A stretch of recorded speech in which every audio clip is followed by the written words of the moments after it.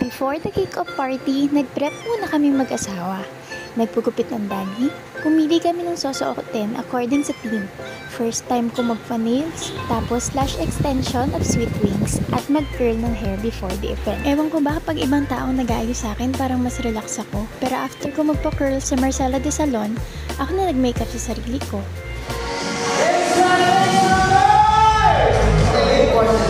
Umaasa kami sa raffle nito kasi malakas daw ang swerte ng buntis.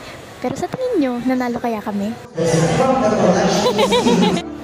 Nakarinig nga ang daddy ng mga nagpe-perform ng mga Disney song. Kinukulit nga ako na sumali kasi nagteatro ako dati. Ano ba? Grupo kasi yan. Kaya ko naman mag-isya. Charot. Wala pa akong ganong close sa mga katim ko sa tagal kong hindi nag-office. Kaya hirap din humanap ng grupo tulad nila.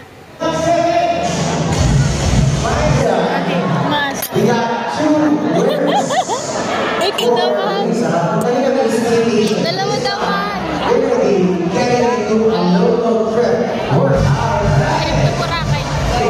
55,000 worth of local trip. Daddy, mamasa ka.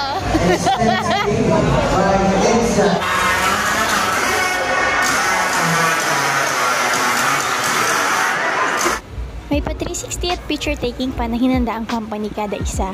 Ang haba ng pila nito pero tsinaga namin kasi minsan lang may experience to. Behind the scene to ng ganap namin doon. Di ko nga alam kung anong post na gagawin ko doon kaya bahala na basta may ma-remembrance lang. Dalawa sana kami ng daddy kaso napag-isipan namin na solo na lang. Simple lang post ng asawa ko pero napaka-pogi pa din. Sobrang haba na ng pila after namin. Sayang kasi ang ginastos sa susuotin at preparation kung papalagpasin namin to. Di bali na lang kung manalo sa raffle. At ito na nga pala yung result ng mga posing namin dyan.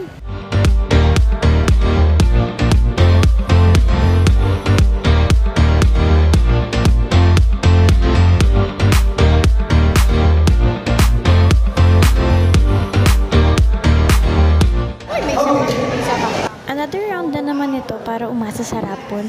Sana nga manalo talaga kami. Sa dami ng umaten, 1,800 plus na katao ang nandito. Umaasa nga kami na sana kahit yung nagastos lang namin sa mga sinusuot namin. Lahat na ng dasal at sana nasa utak ko. Baka naman, kapit lang malay natin. Hawak ko na nga yung raffle claim na stab para pag nanalo tayo, tatayo na lang. Kala naman talaga. Pinapunod sa raffle!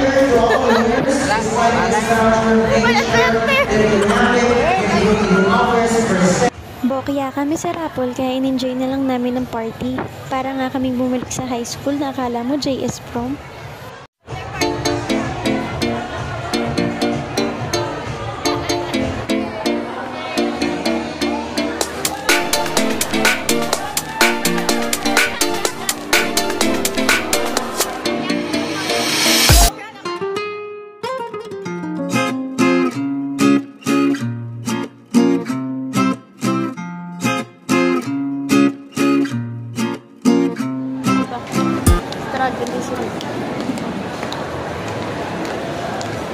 Someone lang nakagaw.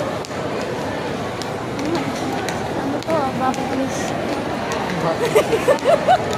Naglalakad sa wall lang nakagaw. Pauwi na kami nito dahil di naman kami pareho mahilig sa mga after party na ganap. May DJ pa nga nung umalis kami. Puro picture na lang ginawa namin. Na-enjoy naming mag-asawa ang event. Once a year lang naman kaya sinulit na namin. Finally, we're home, kaya nagbaan na ako. Ang hirap din pa na magpanggap na kaya pa ang bigat, lalo't jaunties ang lola mo.